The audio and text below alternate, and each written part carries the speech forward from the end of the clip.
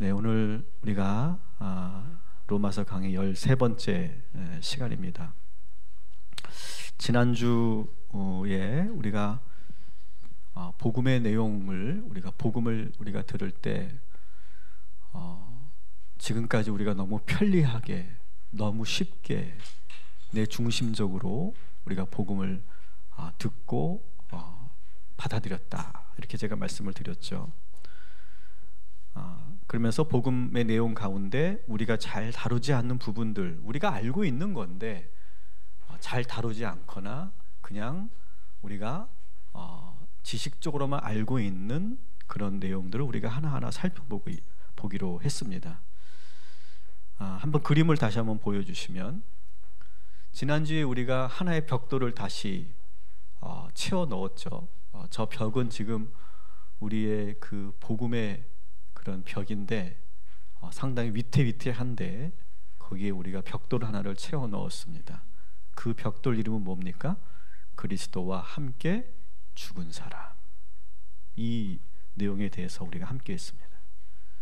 복음은, 다시 말씀드립니다만, 복음은 예수님만 죽었다는 것이 아니다. 우리도 예수와 함께 죽었다, 이것을 말하고 있다. 죽는 것을, 여러분, 근데 이게 죽는다, 우리는 참 지금도 싫어하잖아요, 그죠? 내가 죽는다, 상당히 꺼리는 소식입니다. 더구나 십자가에 못 박혀 죽었다, 이건 더 아주 끔찍한 고통스러운 소식이에요. 그런데 어떻게 이게 복음이 되느냐, 어떻게 이것이 기쁨의 소식이 되느냐? 우리가 십자가의 고통, 죽을 것 같은 나의 죄로 인해서 십자가의 고통을 경험해야 나의 죄가 얼마나 큰 것인가를 내가 뼈저리게 경험할 수 있죠. 우리가 너무 쉽게 내가 죄 지었네, 하나님 용서해 주세요, 이 정도 가지고 되지 않는다는 거죠. 내가 죄로 인해서, 나의 죄로 인해서 내가 그 얼마나 큰 대가를 치르고 있는가, 정말 죽을 것 같은 그런 대가를 치르고 있는 그런 뼈를 깎는 회개가 있어야 우리는 다시는 그 일을 안 해요. 그런데 우리가 너무 편리하게 회개를 하면 또 잊어먹고 또 잊어먹고 또 반복하게 된다.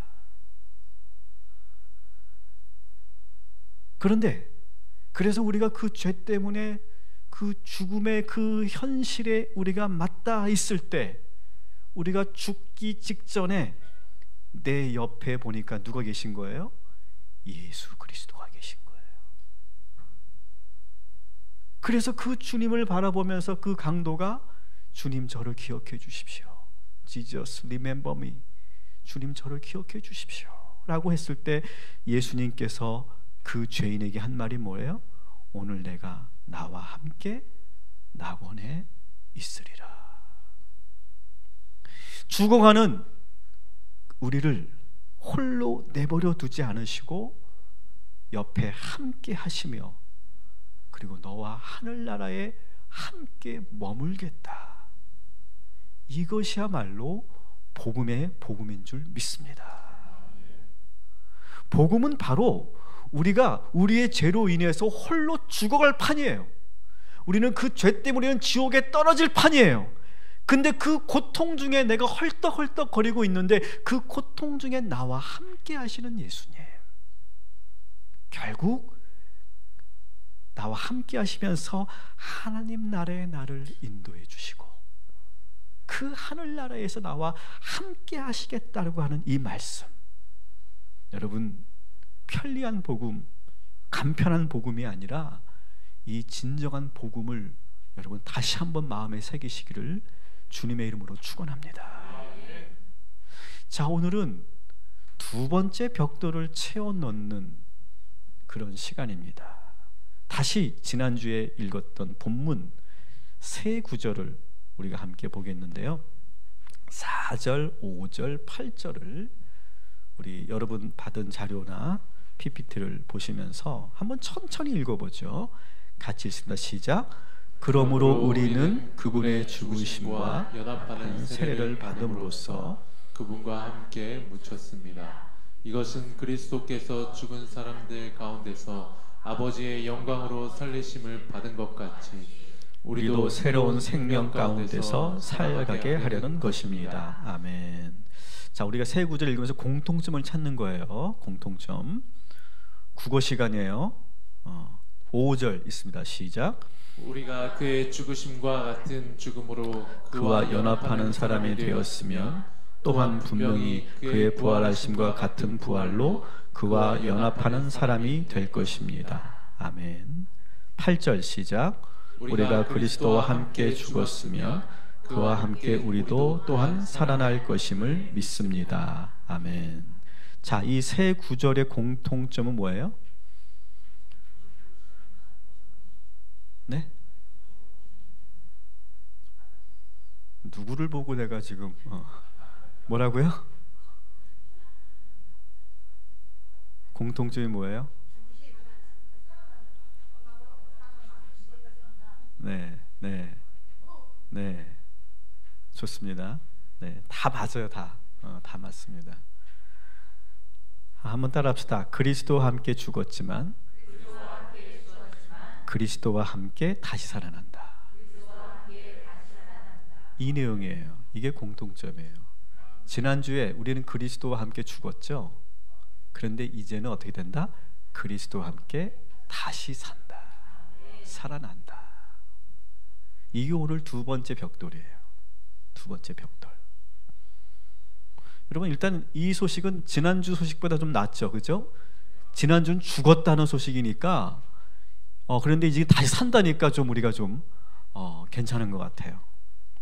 그런데 이 죽음, 이 살아나는 것은 단순히 숨이 멎었다가 심장이 멈추었다가 어떤 생리적으로 다시 살아나는 게 아니에요. 이전의 모습에서 뭐 관뚜껑 열고 내가 벌떡 일어나는 그런 살아남이 아니에요. 여기서 말하는 산다는 것은 뭐냐? 완전히 죽고 새로운 존재가 된다는 거예요.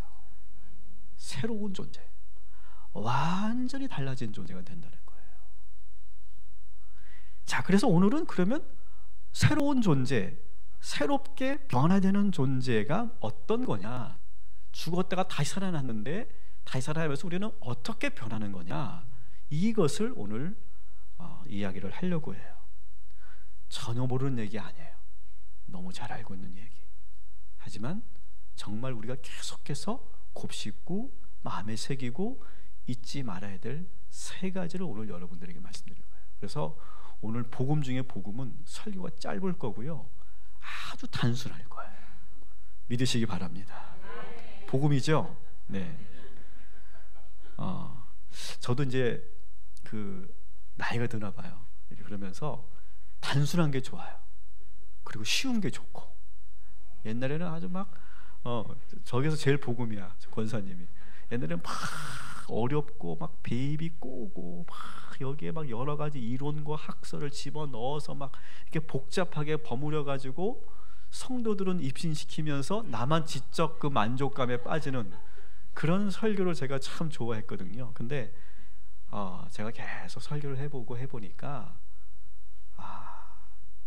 제가 설교도 들어보니까 설교한 거에 10%도 기억 못해. 단순해요. 오늘 단순해요. 아주 단순해요. 자, 죽었다가 다시 살아나요. 죽었다가 다시 살아나는데 살아나서 어떤 존재로 새롭게 되느냐? 따라합시다. 그리스도와 함께 다시 살아난다. 자, 우리 다시 한번 로마서 6장 8절을 다시 한번 읽어봐요. 시작. 우리가 그리스도와 함께 죽었으면 그와 함께 우리도 또한 살아날 것임을 믿습니다. 아멘. 자, 죽기 전에는 어땠어요? 나 혼자 살았어요. 나 혼자. 나 잘났다고 살았어요. 내 마음대로 살았어요. 내 자아대로 살았어요. 내 캐릭터대로 살았어요. 내 욕구대로 살았어요. 그런데 그러다 죽었어요. 그러다가 우리는 결국 죽음의 지경에 이르렀어요. 그랬다가 다시 살아났어요. 다시 살아났더니 어떻게 변했느냐? 예수와 함께 살게 되더라 라고 하는 거예요. 혼자 사는 인생이 아니라 예수와 함께 사는 사람이 되었다라고 하는 거예요. 여러분, 이것은요 놀라운 변화죠. 여러분, 지금도 우리는 예수님과 함께 살고 있음을 믿으시죠? 이게 확신이 있어야 돼요. 이거. 나는 지금 예수와 함께 살고 있다. 여러분은 혼자 사는 게 좋습니까? 같이 사는 게 좋습니까? 솔직히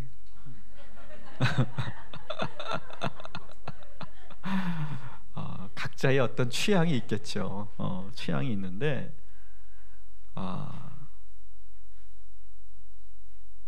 저는 혼자 살아봤어요. 몇 개월이지만 혼자 살아봤는데 그 전까지는 나는 혼자 잘 살 거라고 생각했어요. 그리고 혼자 하는 걸 제가 참 잘하니까, 제가 몇 번 말씀드렸지만 혼자 하는 걸 참 잘하니까 혼자 사는 걸 난 잘할 거라고 생각했는데 혼자 살아보니까 일단은 절제가 안 되더라고요. 일단은 자유로워서 좋은데 그러다 보니까 절제가 안 돼. 그래서 막 이렇게 생활이 불규칙해지는 거 있죠.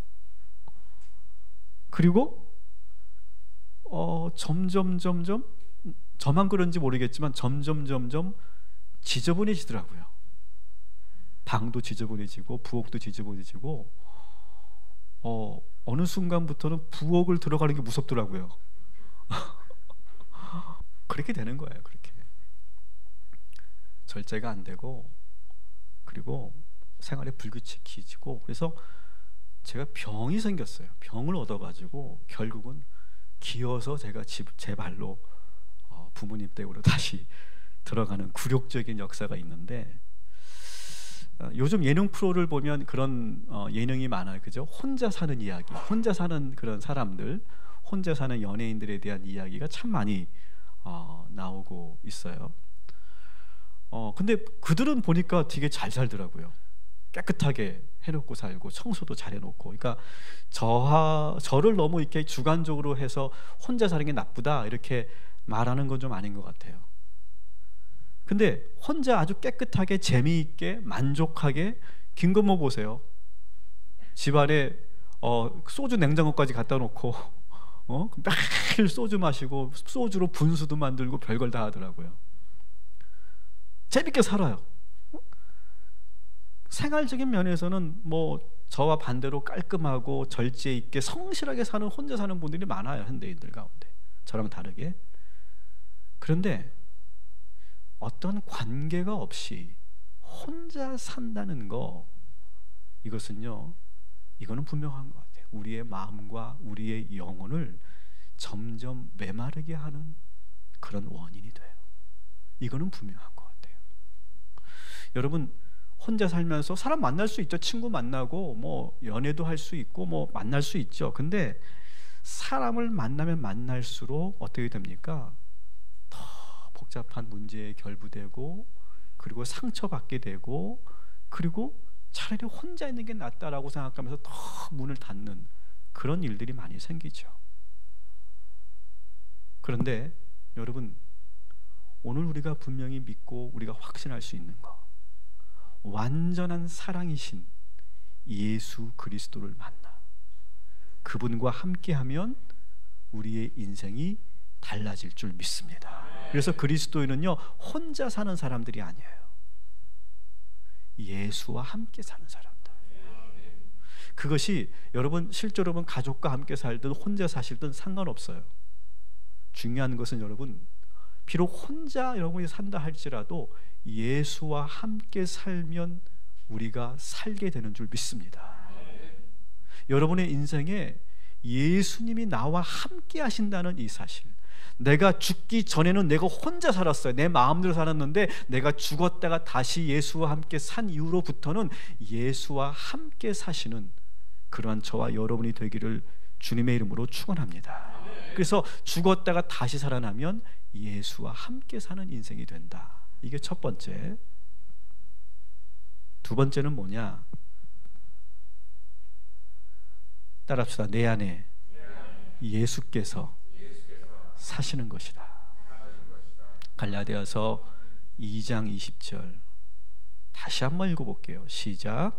내가 그리스도와 함께 십자가에 못 박혔나니 그런즉 이제는 내가 사는 것이 아니요 오직 내 안에 그리스도께서 사시는 것이라. 이제 내가 육체 가운데 사는 것은 나를 사랑하사 나를 위하여 자기 자신을 버리신 하나님의 아들의 믿는 믿음 안에서 사는 것이라. 아멘. 자, 오늘 말씀에서는 두 가지 대지가 나오는데요. 첫 번째가 뭐예요? 오직 내 안에 그리스도께서 사는 것이다. 우리가 예수와 함께 죽은 후에 다시 살아나면서 일어나는 변화 두 번째는 내 안에 예수가 사는 것이다. 우리가 지금 수요 공감 예배에서 내 마음 그리스도의 집이라는 그런 로버트 멍어 목사님의 그 책을 가지고 우리가 설교를 제가 하고 있죠. 그러면서 제가 제안한 게 있어요. 매일매일 내 안에 계신 예수를 묵상하자. 매일매일 하자. 여러분, 정말로 내 안에 예수님이 계시다는 것을 의식하고 살면 제가 분명하게 자신 있게 말씀드립니다. 우리들에게 놀라운 강력한 변화가 일어나게 될 줄 믿습니다.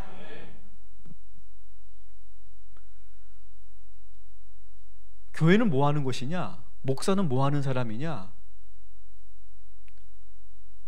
이것만 하면 되는 것 같아요.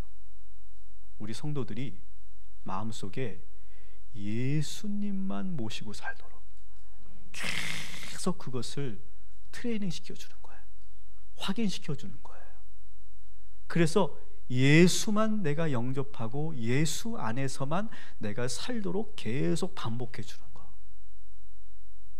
제가 오늘도 어제 오늘 이렇게 여러 이렇게 성도님들과 이렇게 통화도 하고 뭐 전화도 하고 그러면서 들었던 생각이 있어요.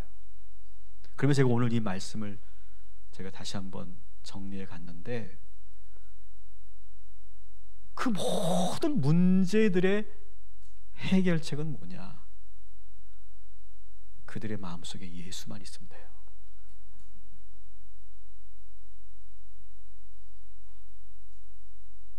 예수가 없다는 게 아니에요. 그런데 어떤 문제에 봉착하잖아요. 우리가 어떤 문제에 봉착하면 예수님을 잊어버려요. 우리가요.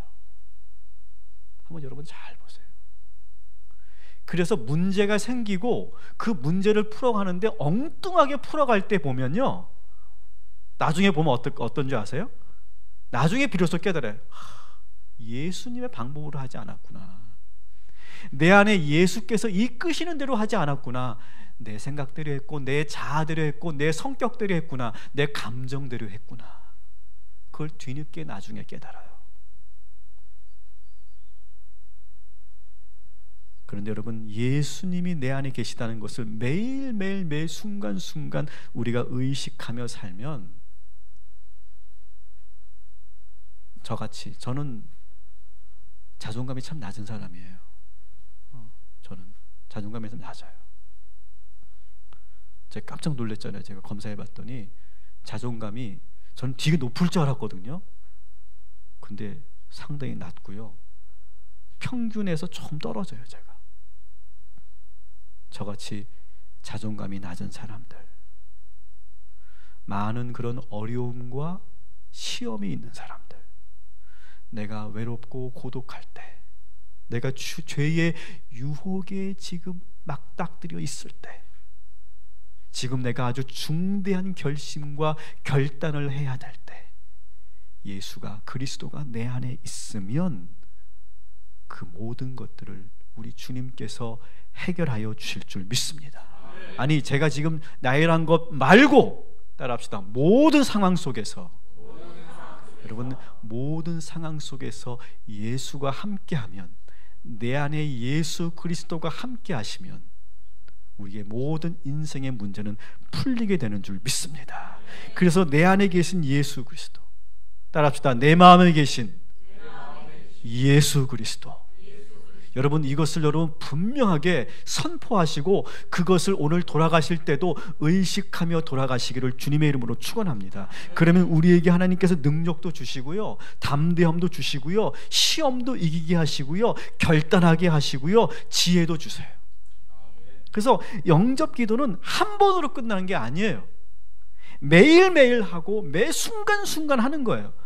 그래서 이 영접 기도를 여러분이 예수님이 내 안에 계신가를 늘 확인할 때 저는 질문을 여러분들에게 드렸어요. 4개의 질문을 여러분들에게 드려요. 한번 같이 읽습니다. 시작. 주님이 내 안에 계심을 느끼는가? 아멘. 여러분 지금 여러분 마음 안에 예수님이 계심을 느끼십니까? 이걸 느끼셔야 돼요. 믿으셔야 돼요. 항상 질문하세요. 지금 내 안에 예수님이 계시죠? 계신데 느끼지 못할 때가 많잖아요. 주님이 내 안에 계심을 느끼는가? 계속 질문하세요. 2번째 시작. 나의 주인은 나인가 예수님인가? 솔직히 물어보세요. 나한테 지금 이 상황에서 주인은 누군가? 대부분 우리는 나 자신이에요. 3번째 시작. 주님이 이끄시는가 나의 자아가 이끌고 있는가? 여러분 이 자아가요 얼마나 큰지 몰라요. 오늘도 이 말씀을 준비하는 가운데서도요 저는 여전히 자아와 싸우더라고요. 말씀을 준비하고 이것을 지금 핵심 메시지로 증거하려고 하는 저도 자아와 싸우고 있더라고요. 그러니 우리가 일상적인 삶에서는요 이 자아가요 어마어마합니다. 그 강력한 힘이요. 왜 그렇게 됐을까? 제가 생각해 보니까요 현대 교육이 그래요. 현대 교육이 그렇고 현대 문화가 그래요. 지금 다 자아를 강화시키는 훈련이에요. 다 내가 나의 주인이라고 얘기해요. 여러분 뭐 교육학자나 철학자나 어떤 사상가들이 이 복음에 있는 내용을 얘기합니까? 그렇지 않아요. 너의 주인은 너야. I am who I am. 나는 나야. 너는 그걸 믿어. 너가 주체적으로 살아. 눈치 보지 마. 꿀리지 마. 어깨 쫙 펴고 너가 하고 싶은 거 해. 욜로족이 욜로족. 네가 하고 싶은 거 마음대로 해. 가치 있게 살아. 거기에는 그 어떤 복음도 없어요. 그 말이 우리는 되게 좋게 들리잖아요. 멋있게 들리잖아요. 그런데 이게 자아가 큰 사람들이 서로 살잖아요. 이게 가정을 이루고 살든지 조직에서 살든지 교회 공동체에 살든지 이 자아가 어마어마하게 큰 사람들끼리 모여 산다고 생각해 보세요. 계속 부딪힙니다. 절대 물러서지 않습니다. 타협하지 않습니다. 양보하지 않습니다. 예수님 어디에도 들어갈 데가 없어요.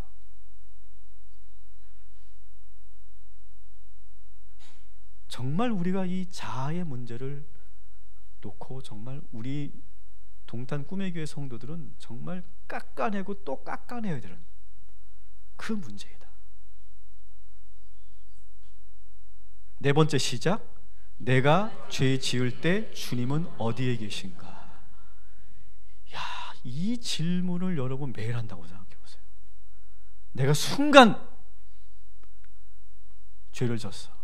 어제도 제가 죄를 하나 졌네요. 이게 떠오르면 안 되는데 지금 쓰레기 차를 타고 이제 운전을 하려고 하는데 쓰레기가 있는데 살짝 내가 길에다 이렇게 했네.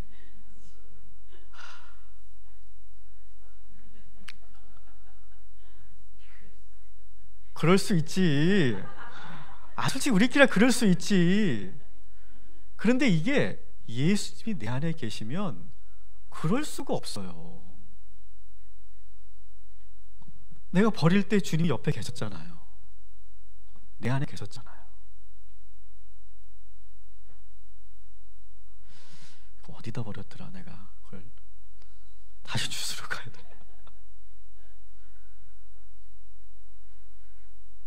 심리학에서는 이것을 이렇게 말할지 모르겠어요. 슈퍼에고다 이렇게 말할지 모르겠어요. 근데 제가 나중에 한번 내 안에 계신 예수 그리스도와 심리학에서 말하는 슈퍼에고와 제가 차이를 한번 제가 좀 더 연구를 한 다음에 제가 설명을 좀 할 거예요. 슈퍼에고 아니에요.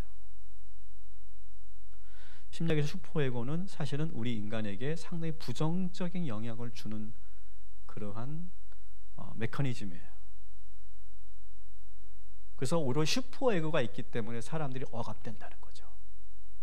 그래서 그 억압되면서 더 많은 그런 이상 행동을 하게 된다. 그것이 이제 슈퍼에고의 어떤 평가거든요.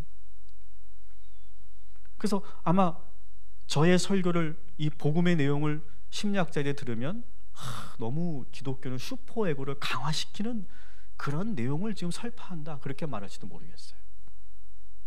그래서 저는 그 아주 중요한 논쟁이 될 건데 논쟁을 떠나서 여러분 내 안에 계신 예수 그리스도는 슈퍼에고가 아님을 여러분 믿으시기 바랍니다.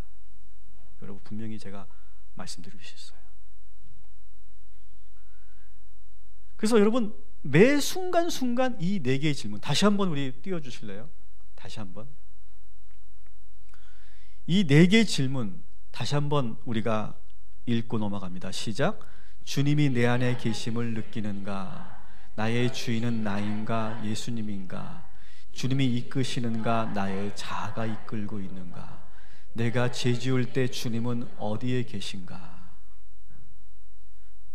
이게 처음에 이 작업을 하면요 많이 괴롭습니다. 그렇지 않겠어요? 많이 불편합니다. 어떤 분들은 행동을 못할지도 몰라요. 결정을 못할지도 몰라요. 우유부단해질지도 모르겠고 어떤 분들은 우울해지는 분들도 계실 거고 어떤 분들은 고민되는 죄책감에 시달리는 분들도 계실 거예요. 그런데 저는 이 예수님이 내 안에 계시다고 하는 이 문제 가볍게 여기지 말고 정말로 우리가 주님이 내 안에서 나를 이끄시고 나의 진정한 주인이 되시도록 끊임없이 우리의 내적인 영적인 싸움을 해나가는 저와 여러분이 되기를 주님의 이름으로 축원합니다. 갈라디아서 2장 20절에 세 번째 내가 예수와 함께 죽었다가 예수와 함께 다시 살아날 때 나타나는 변화 세 번째를 말하고 있어요. 따라합시다. 아들을 믿는 믿음 안에서 사는 것이라. 20절 맨 마지막 줄에 나와 있죠. 예수님을 믿는 거예요. 아들을 믿는 거예요. 아들을 믿는 믿음 안에서 살게 되는 거예요. 내가 죽었다가 다시 살면 아들을 믿는 믿음 안에서 살게 된다. 그러니까 결국 새롭게 산다는 것은 우리가 죽었다가 다시 살아난다는 것은 뭐냐? 예수만 믿으며 사는 거예요. 따라합시다. 예수만 믿으며 사는 거다. 다른 건 믿지 않는 거예요. 이제부터는요. 여러분 그렇게 결단하시기 바랍니다. 우리는 예수만 믿어야 돼요. 이제부터 예수만 믿는 거예요. 또 따라합시다. 예수님의 사랑만 믿는 거예요. 예수님의 사랑만 믿는 거예요. 다른 사랑 믿지 않는 거예요. 인간의 사랑 믿지 않는 거예요. 오직 예수님의 사랑만 믿는 거예요. 이것은 인간 관계를 단절하라는 말이 절대 아닙니다. 그렇게 오해하지 않으실 거예요. 여러분 수준에서는. 세 번째는 따라합시다. 예수님의 방법만이 유일한 해결입니다. 이 사실을 믿는 거예요. 여러분. 예수 방법만이 유일해요. 다른 방법은 우리는 몰라요. 다른 방법이 없어요. 예수님의 방법밖에 없어요. 따라합시다. 예수만이 나의 힘입니다. 예수만이 나의 힘이 되는 거예요. 그래서 결국 우리는 예수님처럼 결국 승리하게 될 것이고 오직 예수 외에 다른 이름은 없다. 그렇게 선포하는 삶을 살게 되는 거예요. 죽었다가 다시 살면, 다시 우리 이 말씀 사도행전 4장 12절 시작. 다른 이로써 구원을 받을 수 없나니 천하 사람 중에 구원을 받을 만한 다른 이름을 우리에게 주신 일이 없음이라 하였더라. 아멘. 다른 이름 없어요. 다른 이름 없어요.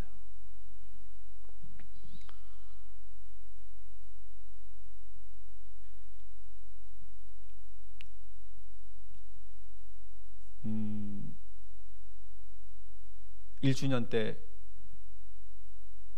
저를 가르쳐 주셨던 은사 선생님을 이렇게 제가 모시기로 했습니다. 이정비 교수님 이렇게 오시기로 했는데,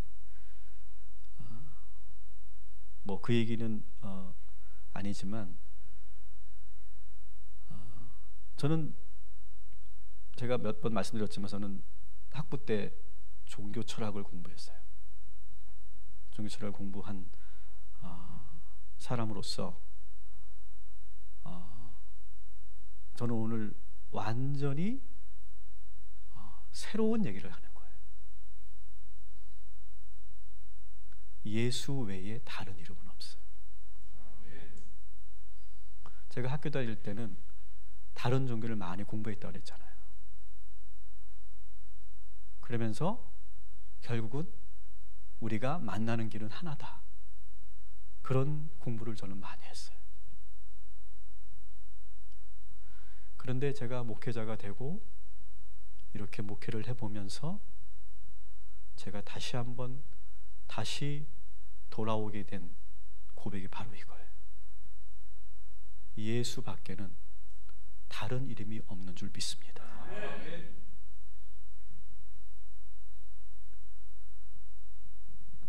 여러분, 이게 이런 거예요. 여러분, 죽었다가 살아나 보신 분 계세요? 죽었다 살아나신 분들, 혹은 아주 큰 위기를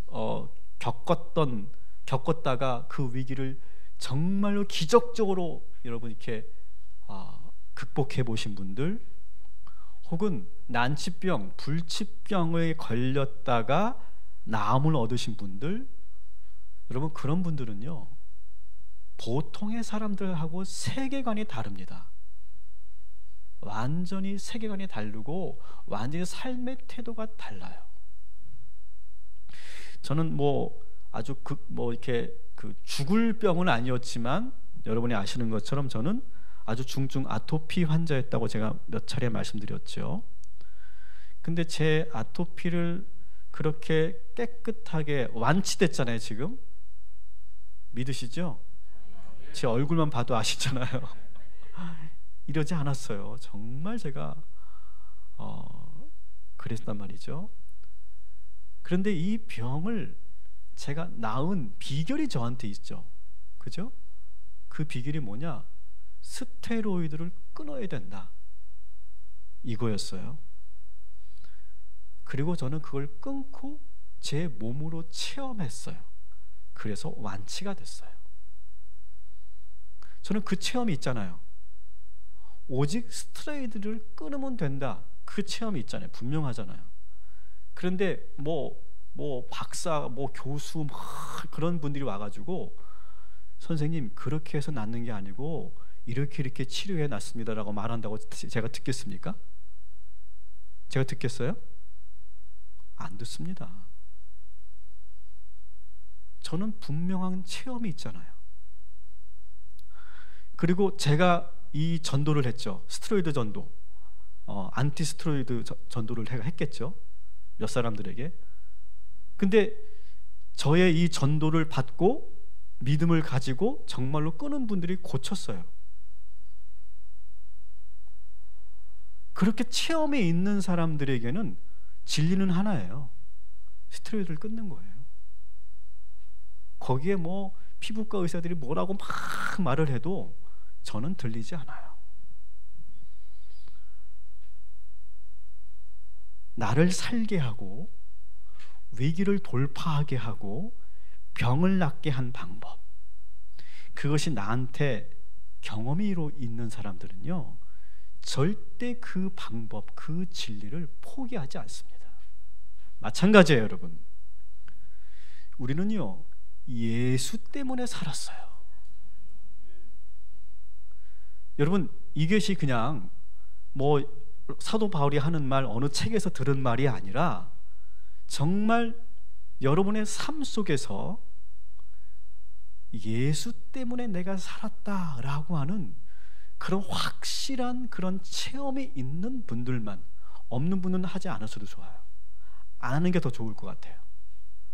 정말 나는 예수 때문에 살았다, 이 고백이 나의 고백이라고 체험적으로, 머리로가 아니라 체험적으로 나는 예수 때문에 살았다, 이것이 여러분의 고백이시면 아멘 하시기 바랍니다. 이 체험이 꼭 있어야 돼요, 여러분. 이게 있어야 정말 오직 예수밖에 없다는 말이 나오는 거예요. 머리로 달달 외워서 갖게 되는 믿음이 아니에요. 그런 믿음 아니에요. 저는 자신 있게 여러분들에게 말씀드릴 수 있어요. 저는요, 예수 때문에 살았어요. 저 예수 없었으면요, 저는 죽었어요, 이미. 저는 90% 자살했을 거예요. 자살했을 거예요, 예수 없었으면요. 사람이 찌질해가지고 범죄도 못 질러요. 죄도 못 져요. 그리고 막 저는 막 그렇게 방황하고 헤매고 막 부정적인 생각에 빠져서 막 자기 혼자 막 괴로워하고 막 고통스러워하다가 그냥 결국 나 혼자 죽었을 거예요. 그런데 저는요, 예수 때문에 살았어요. 저는 확신하게 말할 수 있어요. 두 번째 확실하게 말할 수 있는 거, 저는 꿈의 교회를 만나서 살았어요. 자신 있게 말할 수 있어요. 영적 멘토를 만나서 전 살았어요. 그 멘토에 대해서 누가 뭐라고 어떤 평가를 내든 소용없어요. 저는요, 저는 그 멘토 때문에 살았어요. 누가 이 나의 진리를, 누가 나한테 뭐라고 하겠어요? 에? 누가 나한테 반박하겠어요? 반박한들 내가 흔들리겠어요? 난 예수 때문에 살았다니까요. 여러분, 이 체험이 있어야 됩니다. 우리 그리스도인들에게는요. 나는 예수 때문에 살았어요. 그래서 어떤 사람들은, 믿지 않는 사람들은 이런 그리스도인들의 이런 모습이 배타적이다, 이렇게 비판해요. 그런데 여러분, 죽었다가 살아난 사람들은 다 그래요. 다 그래. 죽었다가 살아난 사람들은요, 그 확신이 너무 분명합니다. 그렇기 때문에 배타적일 수밖에 없는 거예요. 사랑하는 성도분, 여러분은 정말 예수 때문에 사셨습니까? 예수 때문에 사셨어요? 예수님의 죽음의 순간, 우리가 죽음의 그 순간에 예수님이 우리를 살리셨어요. 이 체험을 아직 안 하신 분들도 계세요. 제가 보기에는 우리 그리스도인들 가운데 이 체험까지 간 분들이 많지 않을 수 있어요. 지난주 말한 것처럼 정말 나의 죄 때문에 정말 뼈를 깎는 그런 고통과 정말 몸소리치는, 내가 정말 왜 그랬지? 야, 나 정말 죽을 것 같아. 나 이러다가 나 정말 어떻게 될 것 같아. 이거 내가 감당할 수 없어. 막 그런 뼈를 깎는 그러한 고통 속에 나의 죄와 싸우고 내가 그런 죽음의 그런 언저리에 있을 때 예수님이 날 확 붙잡아 주셔서 내가 예수와 함께 죽어가는 경험.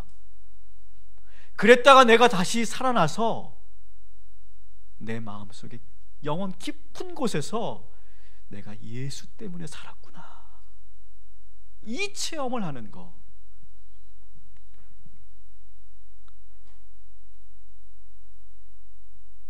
우리가 예수의 복음을 전할 때 그 문턱을 낮춰야 되겠죠. 저는 여전히 그건 맞다고 생각해요. 낮춰야 되겠지만 저는 우리 교회에 오는 성도들이 이런 복음의 체험을 분명하게 확고하게 할 수 있도록 이끌어주고 도와주는 것이 저희 역할이구나.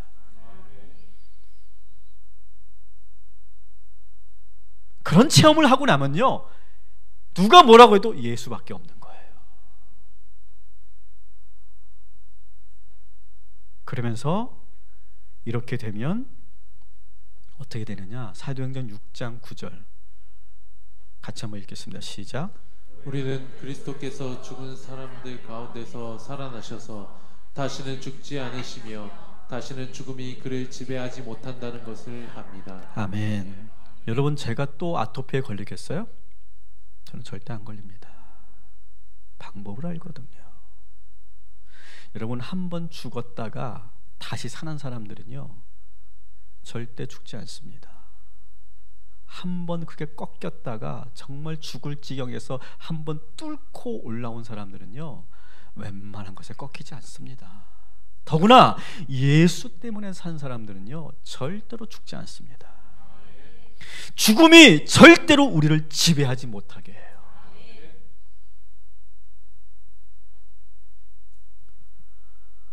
여러분, 죽음이 뭡니까? 죽음. 그 죽음 우리 지난주에 다루었죠. 그런 죽음, 이거를 한번 경험했다가 일어선 사람들, 그 순간을 극복해 본 사람은 알죠. 죽었다가 다시 여기 제가 이렇게 저하고 신방하면서 상담하면서 여러분들의 스토리를 제가 좀 알고 있는 분들이 계시는데 분명히 있잖아요. 그게 우리는 더 이상 두 번 다시는 죽지 않게 되는 줄 믿습니다.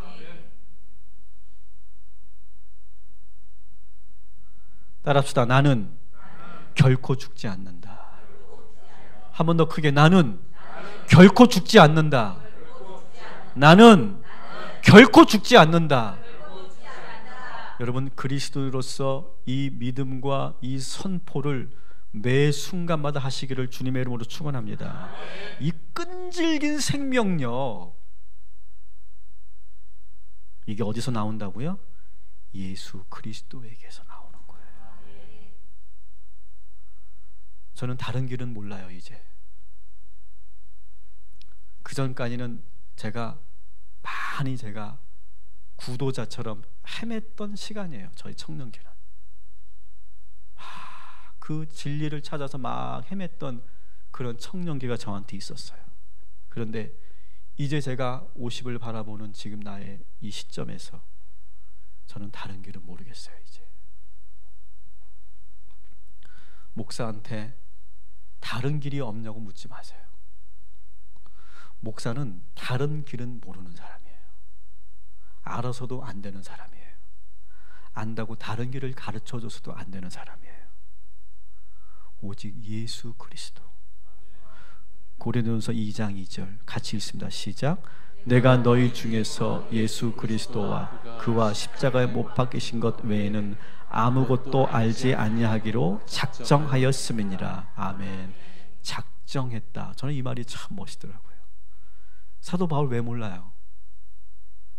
히랍 철학도 공부했고 수많은 종교를 그 소아시아 지역, 그 유럽 지역을 통해 수많은 종교를 만났고 많은 그런 신학자들과 논쟁했고 많은 철학을 알고 있는 사람이에요. 왜 몰라요? 그런데 뭐라고 해요? 작정했어. 나는 아무것도 알지 않기로 작정하였노라. 저는 비로소 깨달아요. 이게 목사구나.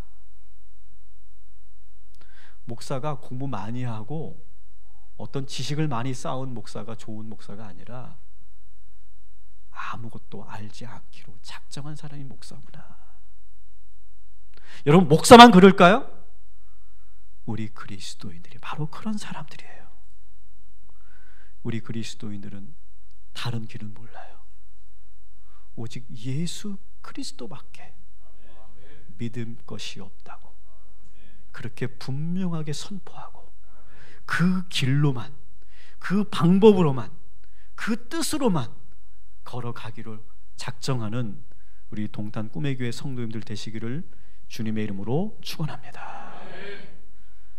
이제 말씀을 마칩니다. 상당히 빨리 끝났습니다. 기적이 일어났습니다.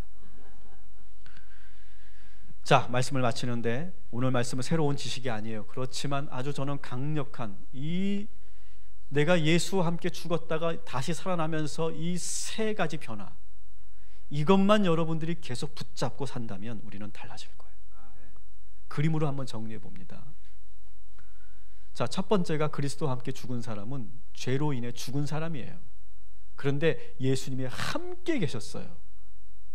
우리는 반드시 한번 죽는 경험을 해야 돼요. 그리스도는요. 그래서 한번 죽어야 돼요. 완전히 죽어봐야 돼요. 그런데 그때 예수와 함께 다시 산다. 그럴 때 그리스도와 함께 사는 거예요. 나 혼자 사는 게 아니에요. 그 예능 프로처럼 나 혼자 사는 게 아니에요. 우리는 예수와 함께 사는 거예요. 내 안에 그리스도가 살고 있음을 우리는 늘 의식하는 거예요.